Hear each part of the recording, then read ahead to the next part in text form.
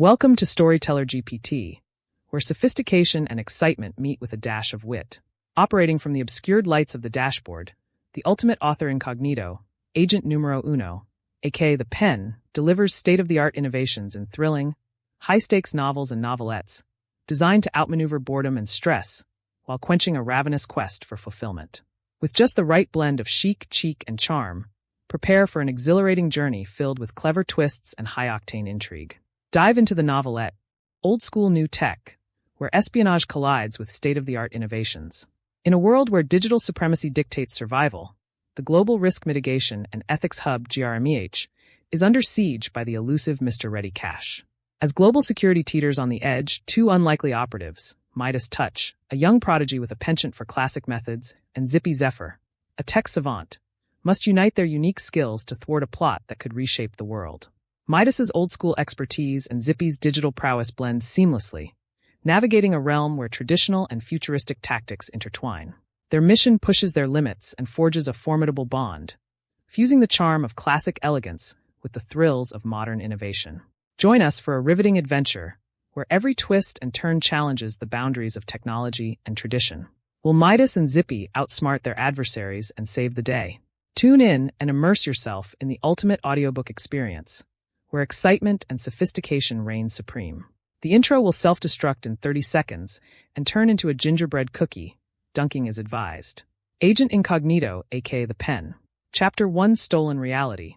This, Midas announced, her voice hushed, is our lifeline, our chance to reclaim what we've lost. With a dramatic flourish, she gripped the tarp and pulled it away, revealing a gleaming, futuristic motorbike. Zippy's breath hitched in his throat. It wasn't just a motorcycle. It hovered above the ground, its engine emitting a low, pulsating hum that seemed to resonate with the very air around them. Zippy circled the bike, his eyes wide with a mix of curiosity and skepticism. He was a man of logic, of code and algorithms. This machine, with its blend of raw power and technological sophistication, challenged his understanding of the world. It's impressive, he conceded, his fingers tracing the intricate lines of its design. But how does it fit into our strategy? We're going off the grid, remember? Midas's smirk widened. That's where the real innovation lies, she said, retrieving a small, unassuming device from a nearby toolbox. See this? It's a secure communication hub, completely offline, untraceable. It'll allow us to gather and transmit data without relying on the Gourmet's compromised systems. And the hydrogen VTOL, that hoverbike, well, it's a power pack lifecycle unit that flies. We can keep our comms powered up wherever we go. Just plug it in and hover away. Your hoverbike? He exclaimed, his voice a mixture of disbelief and reluctant admiration. I always thought those were still theoretical, a pipe dream of overzealous engineers. Midas smirked, a playful glint in her eyes. It's a cross between a hydrogen combustion engine motorbike and a VTOL drone. We tossed the wheels and integrated the fans and voila, she said, her voice laced with a hint of mischief. And this one, she added, running her hand along the sleek chassis, is a game changer. She handed the device to Zippy, who examined it with the intensity of a scientist testing a new code. Interesting, he murmured, his fingers tracing the intricate circuitry. But is it reliable? Can it withstand the rigors of the field? Midas's confidence was unwavering. It's been manhandled, refined, and battle-hardened, she assured him. It will be our eyes and ears in the field, our lifeline in a world gone dark. Zippy nodded slowly, his skepticism giving way to a grudging acceptance. He was still hesitant, still clinging to the familiar comfort of the digital world. But he saw the determination in Midas's eyes, the unwavering belief in her plan. And for the first time, he began to see a glimmer of hope in this seemingly impossible situation. All right, Midas, he said, his voice surprisingly steady. I'm in. Let's show them what we can do. The rest of the day was a whirlwind of preparation and training. Midas, the seasoned field operative, shared her knowledge with Zippy, guiding him through the intricacies of the hoverbike's operation and the nuances of analog communication.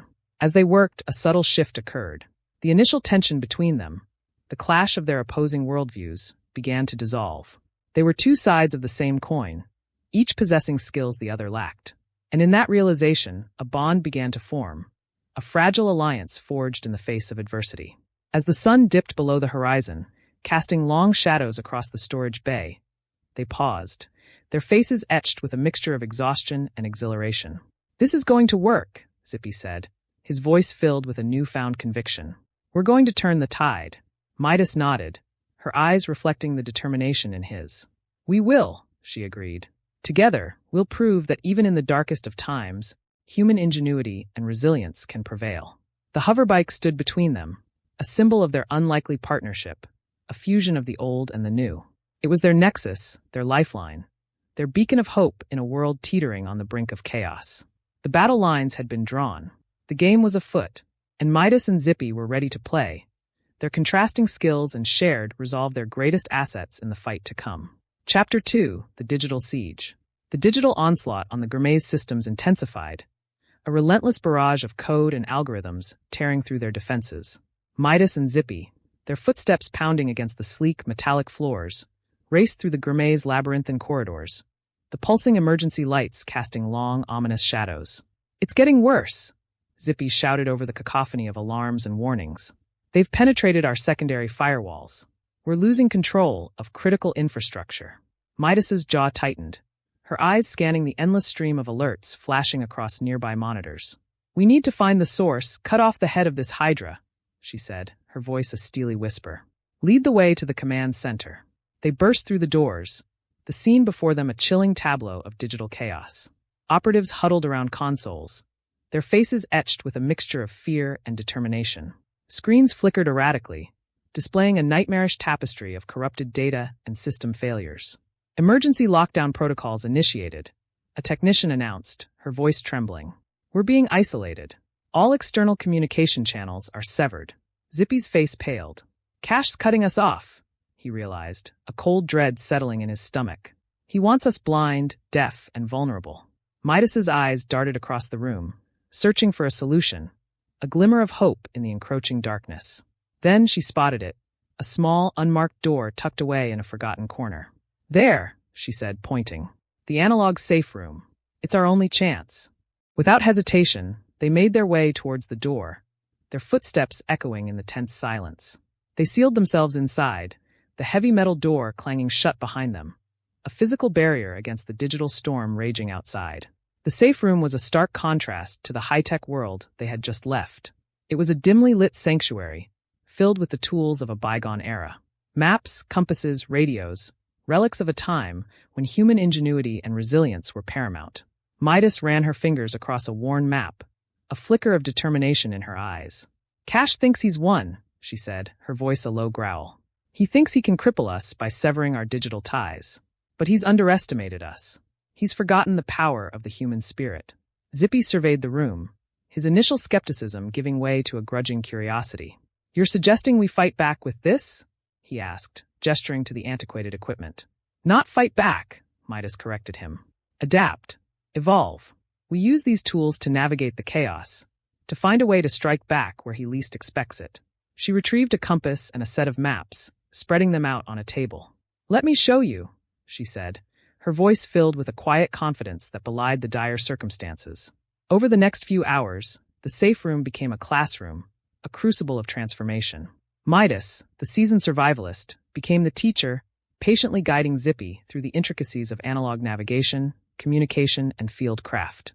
He, in turn, the tech prodigy, found himself humbled by the elegance and resilience of these seemingly outdated methods. As they practiced with the compass and deciphered coded messages, a realization dawned on Zippy. This isn't just about survival, he mused, his voice thoughtful. It's about adaptability, about finding strength in the face of adversity. Midas nodded, a ghost of a smile touching her lips. Exactly. Cash may control the digital realm, but we control our own destiny. We will find a way to fight back, to reclaim what's ours.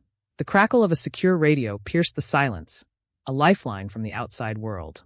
A voice, strained and distant, echoed through the room. This is Agent Wyvern. We've lost contact with GRMEH Command. What's your status? Midas and Zippy exchanged a look, a silent understanding passing between them. They were the last line of defense, the guardians of a world teetering on the brink. Agent Wyvern, Midas replied, her voice steady. We're still in the fight. Stand by for further instructions. As they began to formulate their plan, a sense of purpose filled the room. The digital siege had forced them to adapt, to embrace the forgotten skills of their ancestors. And in that embrace, they found a strength they never knew they possessed. The battle was far from over, but they were ready. They were the underdogs, the resistance, the ones who would rise from the ashes of the digital world and reclaim their future. Chapter 3: Offline Tactics. The transition was stark. The once familiar hum of the Grimet's digital nerve center was replaced by an eerie quiet, broken only by the soft ticking of a grandfather clock in the corner of the analog-only safe room. Rows of antiquated radios, shelves overflowing with paper maps and compasses, and a bank of disconnected communication equipment painted a picture of a world stripped of its digital skin. Midas, her silhouette sharp against the dim light filtering through the blinds, exuded a quiet confidence.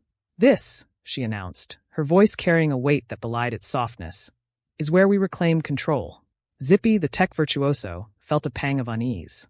He was a creature of the digital age, his fingers accustomed to dancing across sleek touchscreens and holographic interfaces. This room, with its archaic tools and tangible textures, was alien territory. "You're serious about this, aren't you?" he asked, his voice betraying a hint of apprehension. "We're going to fight a digital war with this?" Midas turned to face him, her gaze steady. "We're fighting in a war where the digital battlefield has been compromised," she countered. "Cash has turned our strengths against us. We adapt, or we perish." Her words hung in the air, heavy with the weight of their predicament. The GRMEH, once a bastion of technological prowess, was now forced to retreat to the shadows, to rely on tools that seemed relics of a bygone era. Midas moved with purpose, her hands deftly selecting items from the shelves. Maps, compasses, radios, each piece a testament to human ingenuity in a pre-digital age. "Navigation, communication, survival," she said, her voice a litany of their new reality. "These are the keys to our survival. We master these, and we reclaim our advantage." She turned to Zippy, a challenge in her eyes. "First, we navigate without the digital crutches we've grown so dependent on." She held up a compass, its needle quivering with a life of its own. "Then, we learn to communicate without the risk of interception." Zippy hesitated, his fingers twitching as if yearning for a keyboard. But he saw the determination in Midas's eyes, the unwavering belief in her plan. He took a deep breath, steeling himself for the challenge. "All right," he said, his voice surprisingly steady. "Let's do this."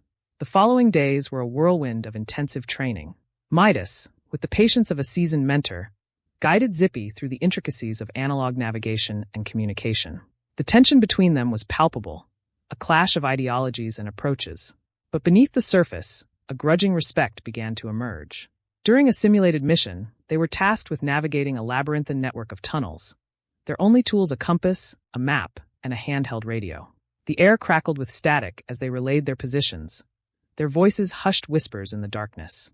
Zippy, his technological instincts momentarily suppressed, found himself relying on Midas's intuition and her uncanny ability to read the subtle cues of the physical world.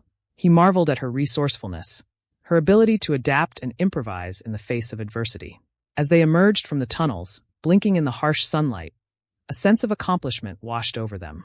They had faced the unknown, armed only with their wits and a handful of antiquated tools, and they had prevailed. "I'll admit," Zippy said, a hint of awe in his voice, "I underestimated the power of these primitive methods." Midas smiled, a genuine warmth radiating from her. "They may be old school, but they're reliable.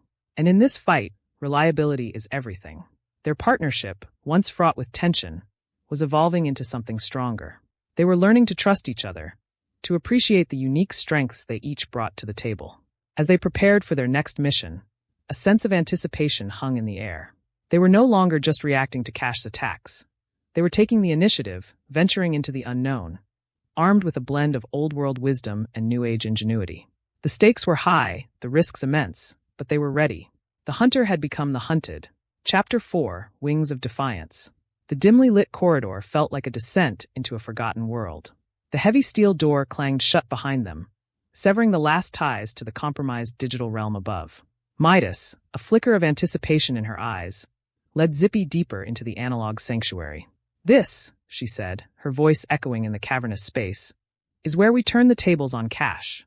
She stopped before a large metal crate, its surface scarred and dented, a testament to its clandestine journey.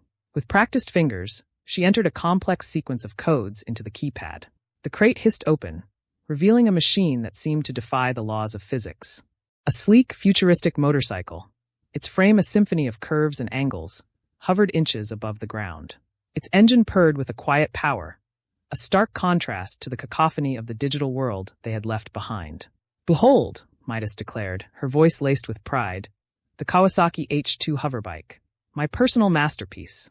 Zippy's eyes widened, his tech-savvy mind struggling to comprehend the sight before him. "A hoverbike?" he stammered, his voice a mixture of disbelief and awe. "But how?" Midas grinned, her eyes sparkling with mischief. "Let's just say I have a knack for acquiring unique assets." She swung her leg over the saddle, her movements fluid and confident. "This beauty is packed with surprises." With a flick of her wrist, the hoverbike's engine roared to life, its powerful thrusters lifting it effortlessly into the air. Zippy watched, mesmerized, as the machine danced in the air, defying gravity with an almost playful ease. "How?" he breathed, his skepticism momentarily forgotten. "Advanced magnetic levitation, coupled with a lightweight, high-output engine," Midas explained, her voice brimming with excitement. "I've spent months fine-tuning it, optimizing every aspect for speed, agility, and stealth." Zippy approached the hoverbike, his fingers tracing the smooth contours of its frame. "It's incredible," he admitted, his voice tinged with reluctant admiration. "But how does this help us fight a digital war?" Midas's grin widened. "This," she said, retrieving a pair of goggles and 2 compact radios from the crate, "is how we take the fight to cash on his terms. We'll move unseen, strike where he least expects it, and gather the intel we need to dismantle his operation." She tossed the goggles and a radio to Zippy. "Secure communication, analog navigation," she explained. "No digital footprint, no vulnerabilities. Just us, our skills, and this machine." Zippy caught the items, his skepticism slowly melting away. "All right," he said, a spark of determination in his eyes. "I'm in. Let's see what this thing can do." He climbed onto the hoverbike, settling in behind Midas. The engine thrummed beneath them, a symphony of power and potential. "Ready?" Midas asked, her voice barely audible above the engine's roar. Zippy took a deep breath, his grip tightening on the handles. "As I'll ever be." With a surge of adrenaline, Midas twisted the throttle. The hoverbike shot forward, its thrusters propelling them through the air with breathtaking speed. The dimly lit bay blurred around them, a kaleidoscope of shadows and light. Midas expertly maneuvered the bike, banking and turning with a grace that belied the machine's power. Zippy clung on, his heart pounding in his chest, a mixture of fear and exhilaration coursing through his veins. As they soared through the air, a sense of liberation washed over them. They were no longer trapped in the confines of the GRMEH, no longer at the mercy of Cash's digital attacks. They were free, empowered, and ready to take back control. The hoverbike was more than just a machine. It was a symbol of their defiance, their refusal to surrender to the encroaching darkness. It was a testament to the enduring power of human ingenuity, a reminder that even in the face of overwhelming odds, there was always a way to fight back. Chapter 5: Shadows and Steel. The hoverbike cut through the deserted city streets like a phantom, its engine a muted whisper in the oppressive silence. Midas gripped the throttle, her eyes fixed on the dimly lit road ahead. Beside her, Zippy clutched a worn map, his brow furrowed in concentration. Their mission was clear: infiltrate a suspected Cash stronghold and gather intel, using only their wits and analog tools. The digital world was a treacherous battlefield, and they were venturing into the heart of conflict zone, equipped with nothing but their skills and a shared determination. "We're closing in on the target," Zippy announced, his voice tight with anticipation. "Are you sure this is the right approach?" Midas's lips curled into a confident smirk. "Trust me, Zippy. This is how we stay one step ahead of Cash. He's expecting a digital assault. We're going to give him something he can't anticipate." She leaned forward, urging the hoverbike to greater speeds. The city lights blurred past, a disorienting dance of neon and shadows. The silence was broken only by the soft hum of the engine and the rush of wind against their faces. As they approached the target facility, a sprawling industrial complex shrouded in darkness, Midas slowed the hoverbike to a near-silent hover. She dismounted, her movements fluid and practiced, and scanned the area for any signs of life. "Radio silence from here on out," she whispered, her voice barely audible above the city's ambient hum. "We're going in dark." Zippy nodded, his expression a mask of focus. He clutched the compact radio, its analog simplicity a stark contrast to the digital tools he was accustomed to. Midas led the way, her senses heightened, every shadow a potential threat.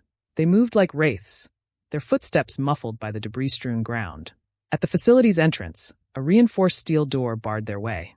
Midas produced a set of lock picks, her fingers dancing over the tumblers with practiced precision. Zippy watched, a mixture of awe and anxiety churning in his stomach. He had always relied on technology to solve problems, to unlock doors both physical and digital. Now he was forced to confront the limitations of his expertise, to trust in Midas's unorthodox methods. The lock clicked open with a soft snick, and they slipped inside, the stale air heavy with the scent of dust and disuse. The dim emergency lighting cast long, eerie shadows, creating a sense of foreboding. They moved deeper into the facility, their progress guided by Midas's hand-drawn map. The silence was oppressive, broken only by the distant hum of machinery and the occasional creak of the aging building. They reached a secure door, its keypad interface a mocking reminder of their compromised digital capabilities. Midas produced a small, multi-purpose tool, her fingers deftly bypassing the electronic lock. The door swung open, revealing a dimly lit server room, the heart of the facility's operations. "This is where we find the answers," Midas whispered, her eyes scanning the rows of humming servers. "Let's get to work." Zippy nodded, his adrenaline spiking. He began methodically searching for data storage devices, his fingers moving with a speed and precision that belied his earlier apprehension. Suddenly, Midas tensed, her hand instinctively reaching for her radio. A series of coded beeps echoed through the room. Zippy froze, his eyes wide with alarm. "We've been compromised," Midas hissed. "We need to move now." They raced through the corridors, their footsteps a frantic counterpoint to the oppressive silence. As they neared the exit, the sound of approaching footsteps sent a chill down their spines. Midas grabbed Zippy's arm, pulling him into a darkened side room. They pressed themselves against the wall, their breaths held in unison. The footsteps grew louder, then faded, the pursuers unaware of their near miss. "That was close," Zippy whispered, his voice shaking slightly. Midas nodded, her eyes narrowed in concentration. "We need another way out." She spotted a small window, its frame rusted and warped. With a surge of adrenaline, she pried it open, creating a narrow escape route. "Go!" she urged, pushing Zippy towards the window. He hesitated for a moment, then scrambled through, dropping into the alley below. Midas followed, her movements swift and silent. They crouched in the shadows, their hearts pounding in their chests. The adrenaline rush slowly subsided, replaced by a grim determination. "We made it," Zippy said, his voice a mixture of relief and disbelief.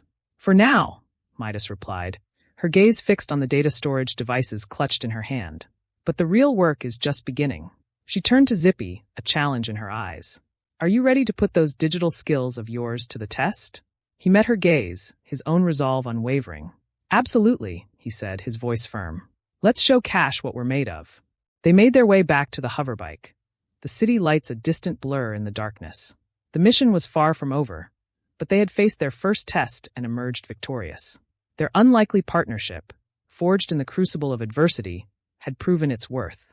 And as they soared through the night sky, the wind whipping at their faces, they knew that they were ready for whatever challenges lay ahead. Chapter 6: Infiltration. A dance of shadows and steel. The hoverbike hummed beneath them, a silent predator in the dimly lit streets. Midas, her grip firm on the handlebars, navigated the labyrinthine city towards Cash's fortified compound, a monolithic testament to his power and ambition. Beside her, Zippy, the map clutched in his hands, felt a surge of adrenaline.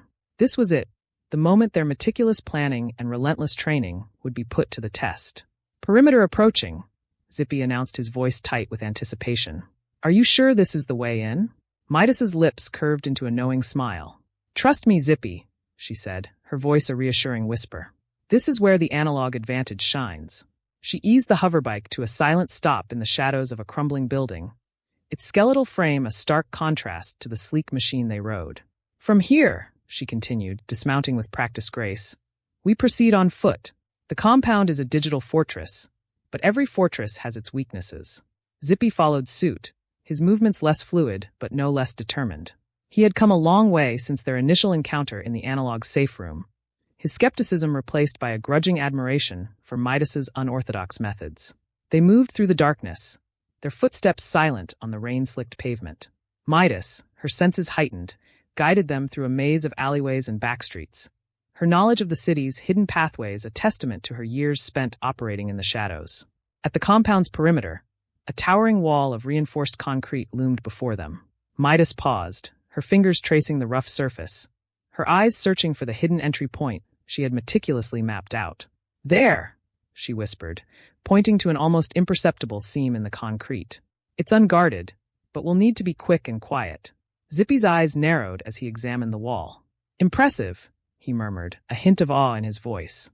"And once we're inside, we navigate the labyrinth," Midas replied, a mischievous glint in her eyes. "A dance of shadows and steel.